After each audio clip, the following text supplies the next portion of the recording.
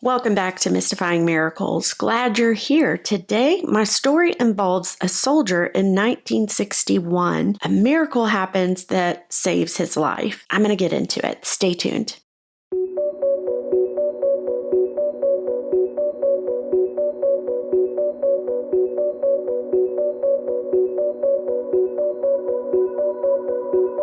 It was June of 1960 when Jonathan Reiff had graduated college, and the same day he ends up joining the U.S. Army. And in that summer of 1960, he attended Ranger School, officers training, and Paratrooper School over in Fort Benning, Georgia. Once all of his training was over, Jonathan was then assigned to a tank division over in West Germany. And on August 15th, 1961, the East Germans closed off East Berlin and began construction on the Berlin Wall. Now, many U.S. military were sent that same day to go over there and defend East Berlin. And that was because, they didn't want any of the other Germans and or Russians to attack it. There were actually about 10,000 soldiers that went over there. They were known as the Berlin Brigade. Now, a little bit of background about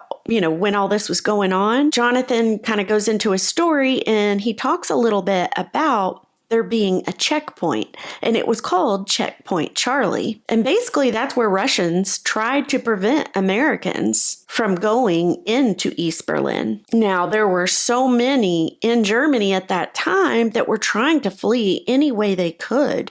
They wanted to get away from that communism. So they would do various things to try to save themselves and or their families. They'd crash trucks into walls, try to sneak under checkpoints. They'd hide in tourist boats on the river, anything and everything they could to try to leave. Now, the city of Berlin itself, it was about 50 miles across, and it was full of forests and lakes. The U.S. Army actually trained within those forests. And during the fall and winter of 61, Jonathan was part of that training in those forests. He remembers one particular week. It was so cold. Snow was on the ground. And they were doing a special training maneuver. And they were doing so in order to begin prepping to defend Berlin. That full week, he said they had to just sleep out in the snow. They were roughing it. And about midway through the week, Jonathan gets really ill. He couldn't eat, therefore he was losing energy and he couldn't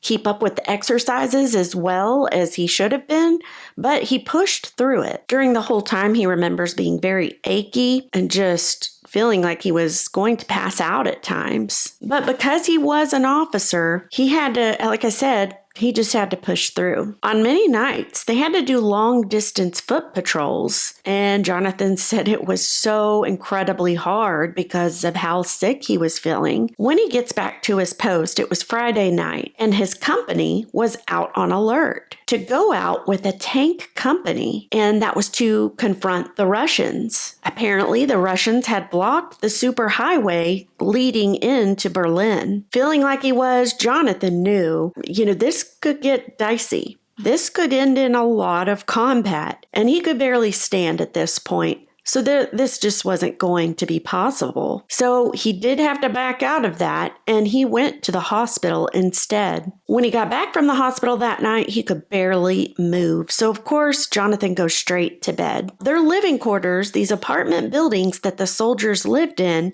they were made out of concrete. We're talking thick concrete with thick, heavy steel doors. To open these big, heavy steel doors, you had to have a key because they locked automatically every time they closed. Jonathan remembers getting up to use the restroom in the middle of the night. Somewhere along the way in doing so, he passes out. When he wakes up, he's lying on his back in the hallway, and he's so confused. He doesn't know what happened. He, for a moment, thinks, oh my gosh, did I have a heart attack? On his left side was a sharp pain that was just unbearable. This happened multiple times. He tried to get himself up off of the floor, only to pass out again. He finally managed to push his body up a little bit with his feet and he scoots on his back into the living room area. There he sees the phone on the table.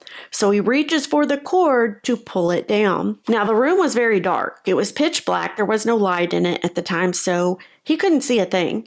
He said he remembers it being very difficult to dial the number. Also, the phone back then, it was a rotary phone. So I remember my grandmother having one of those, and they were difficult. I never understood. Of course, I was a child. But anyway, I digress. So he said he had trouble doing it, but he finally was able to do so.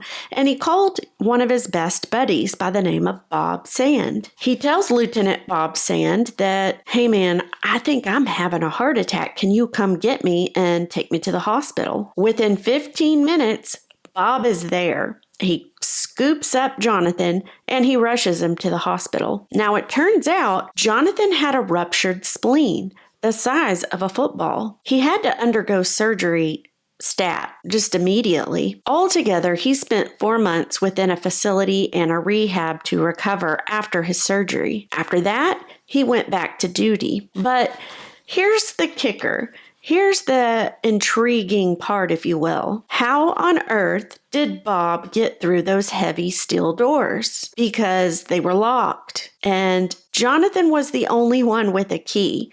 The only other person within the city of Berlin that had another key to his apartment was in the engineer's headquarters, which was nowhere near there. It was somewhere else in another part of Berlin. At the end of his story, Jonathan says there is just no other explanation for how Bob got in that night, other than to say the possibility that God might have sent an angel to unlock it so that Bob could go straight through. Otherwise, Jonathan would not be alive today. His situation was that dire. He had gone that full week out in the snow with a ruptured spleen. It had gotten worse and worse. And, he was on death's door, if you will. It was definitely a miracle that Bob was able to just go right on in with no trouble at all. But that's the end of our story today, guys. I hope it was a blessing to hear. I hope you're having a fabulous week. Thank you for watching, and I will see you guys for the next one.